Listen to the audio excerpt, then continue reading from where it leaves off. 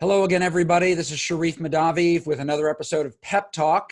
And as you know, I bring on guests ranging from doctors to business leaders. And today we're so privileged to have with us a public relations PR expert in Liana Miller. Liana, welcome to the program.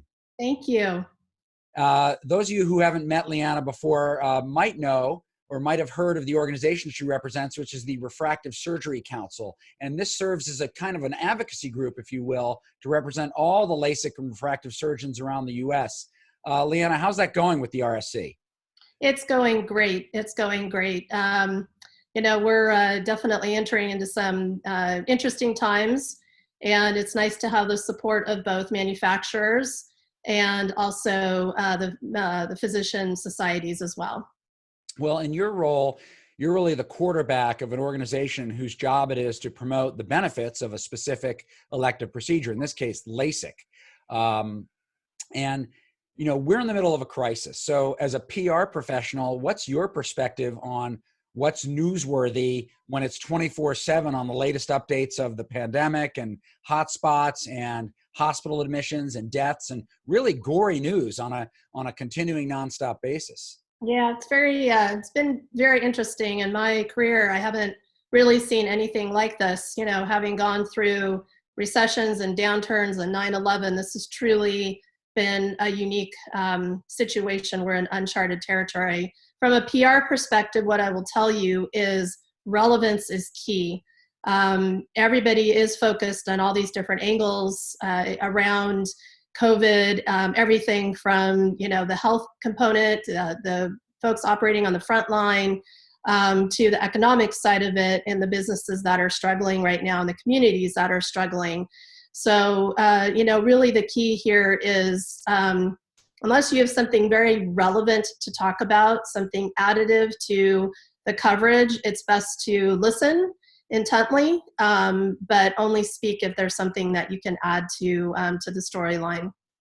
Well, and it's kind of maybe counterintuitive to think about elective procedures, discretionary spending in a moment when we're talking about life and death, right? And certainly LASIK, Botox, tummy tucks, these are not the things that are urgent, right? That are deemed medically necessary. So of course, practices are closed for those and for pretty much everything except emergency care. But what should doctors be doing now in this kind of downtime, if you will, forced sabbatical, as I had said in an earlier piece that I published? What should doctors be thinking about now, and what can they be doing now in terms of how they communicate with patients? Well, this is actually a great time to lean in to what's going on at your practice. So a lot of folks have, they've closed the doors, they've gone back, they're thinking about what's next, what's on the other side of this story. And really, it's a great opportunity to lean in. We want to keep organic traffic up on websites. We want to keep talking to patients. We want them to stay engaged in their journey. And that patient education material is a great way to do that.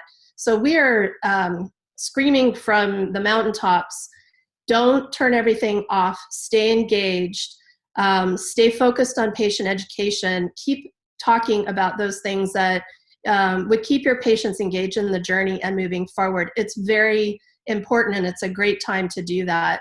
And it doesn't require things like talking to press. It doesn't require that.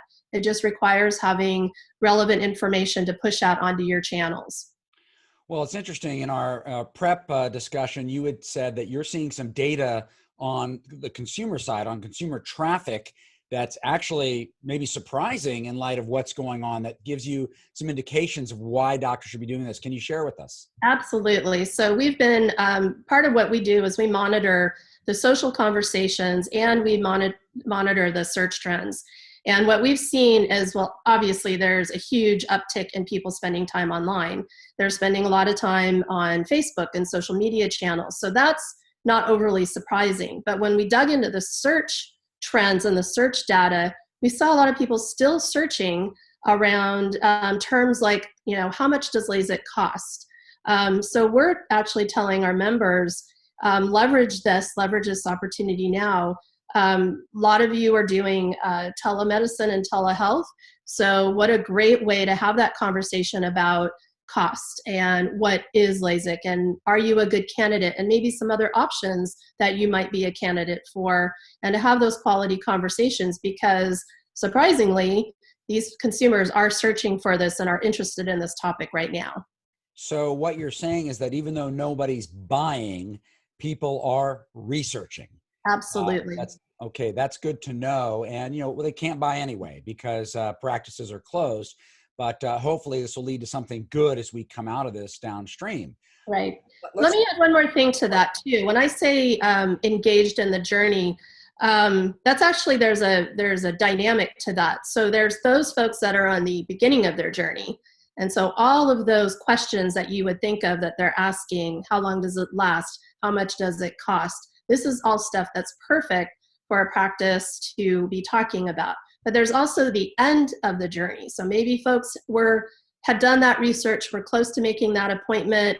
Maybe they have put it aside, but there's that second dimension of you can still target those that are on that end side. And maybe the conversion isn't a consultation in the office, but the conversion is a conversation virtually. So we are trying to make sure that people understand that, this has a depth and a dynamic to it as well. Well, let's break this down into two components of communication. Part of what we've been talking is the one-to-one, whether it's the telehealth or virtual consultation. And what's really neat about this in my conversations with doctors is that they're doing these themselves, and they're doing things that they used to delegate in terms of telephone interaction to a counselor, Yes. right? A phone counselor. And then when the patient came into the practice, they'd have the face-to-face. But I'm hearing lots of positive things, like first of all, able to have one doctor said he was able to have a call with someone who was 50 miles away instead of that person having to come into the office, just doing it and doing an initial kind of screening, if you will, over the phone. And more important than that, it's this kind of relationship building that's going on. So real positive results there. And that's the one-on-one. What about the kind of one-to-many, right? What about things that would be communicated via a website or any other tool where the doctor can communicate in more of a broadcast fashion? Is that advised? And what resources do you have available? We do advise that. Every practice has their set of owned channels. So there's the website, and even on the website, there's, the blog. But then they also have social media channels. Most practices have, at a minimum, Facebook. Many have LinkedIn. Some even have Twitter and Instagram. So we definitely think folks should be leveraging all of the owned channels that they have at their disposal.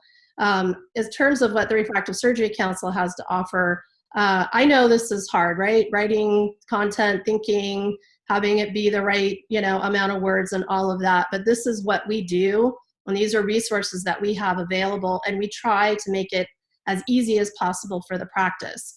So, and all of this is underwritten by the members of the Industry Council.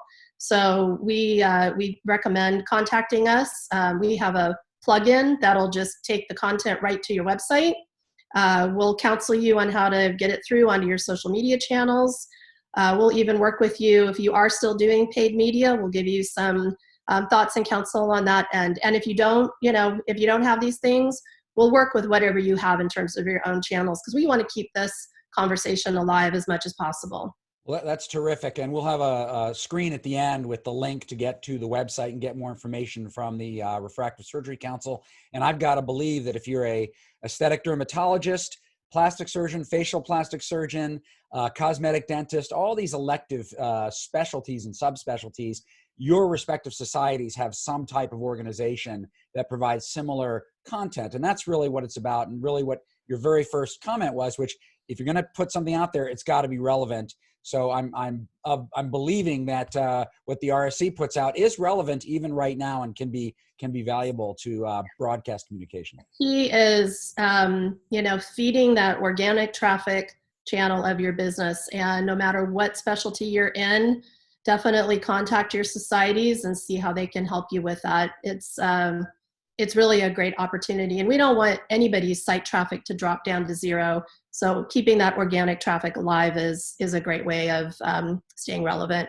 So even though clinic may have stopped, even though the practice may have stopped and procedures have stopped, the communication can keep flowing and keep Absolutely. And you know what? The opportunity to connect with patients a doctor having that time, quality time.